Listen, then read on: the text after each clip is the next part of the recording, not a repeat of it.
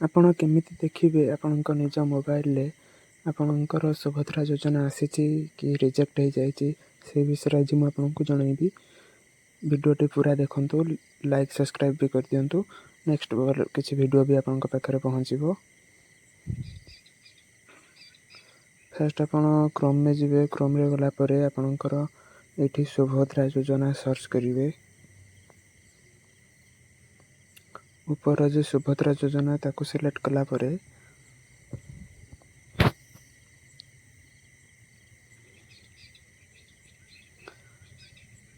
ଆପଣ ଏଠି ଦେଖିପାରିବେ ଆସିଗଲା। ଆପଣ ଏଠି ଓଡ଼ିଆ ୟା ଇଂଲିଶ ବି ଚୁଜ୍ କରିପାରିବେ।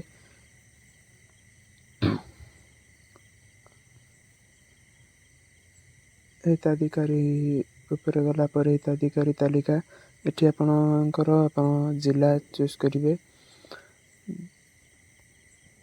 ଫାର୍ଷ୍ଟ ଏଠି ଇଂଲିଶ ୟା ଓଡ଼ିଆ ବି ଆପଣ ଚୁଜ୍ କରିପାରିବେ। ଯେମିତିକି ମୋର କେନ୍ଦ୍ରାପଡ଼ା ଅଛି ତ ମୁଁ କେନ୍ଦ୍ରାପଡ଼ା ଚୁଜ୍ କଲି।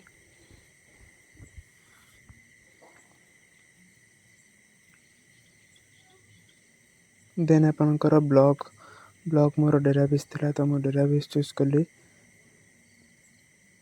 କି ଆପଣଙ୍କର ଗ୍ରାମ ପଞ୍ଚାୟତ ଚୁଜ୍ କରିବେ। ତାପରେ ଦେଖନ୍ତୁ ଉପରେ କ୍ଲିକ୍ କଲେ ଆପଣଙ୍କର ଏଇଠି ପଳାଇ ଆସିବ। ଦେଖନ୍ତୁ ଆପଣଙ୍କର ଏଠି ପଳାଇ ଆସିଲା। ଏଇଟା ଆପଣଙ୍କର ମୁଁ କ୍ଲିକ୍ କରୁଛି ଫାର୍ଷ୍ଟ କାହାର ଆସିଛି ପଇସା ସେଇଟା ଦେଖିବା ପାଇଁ। ଅନୁମୋଦିତ ତାଲିକା ଯେଉଁଟା ସେଇଟା ଦେଖନ୍ତୁ ଆପଣଙ୍କୁ PDF ଓପନ୍ କରିକି ଦେଖାଉଛି। ଦେଖନ୍ତୁ ଆପଣଙ୍କର ୱାର୍ଡ଼, ଭିଲେଜ୍ ନେମ୍, ତାଙ୍କ ବାପାଙ୍କ ନାଁ ସମସ୍ତଙ୍କ ମାନେ ଡିଟେଲ୍ସ ବି ପୁରା ପଳାଇ ଆସୁଛି। ଆପଣ ଏଠି ଇଜିଲି ପୁରା ଚେକ୍ କରିପାରିବେ କାହାର ଆସିଛି କାହାର ଆସିନି। ଦେଖନ୍ତୁ ସିରିଏଲ୍ ନମ୍ବର ବି ଦେଖାଉଛି ପୁରା ଟୋଟାଲି କେତେ ଆସିଛି ଦେଖିକି କହୁଛି।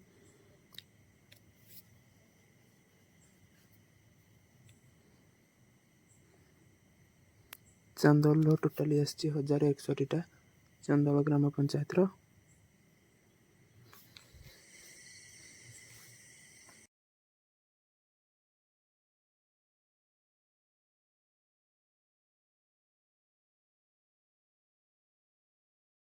ଏବେ ଆପଣଙ୍କୁ ଦେଖାଉଛି କାହାର ରିଜେକ୍ଟ ହେଇଛି।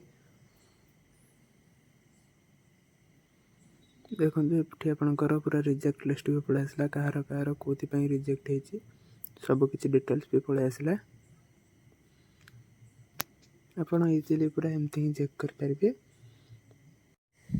ଭିଡ଼ିଓଟି ଭଲ ଲାଗିଥିଲେ ଲାଇକ୍ ସେୟାର କରିବେ, ସବସ୍କ୍ରାଇବ୍ ବି କରିବାକୁ କେବେ ବି ଭୁଲିବେନି।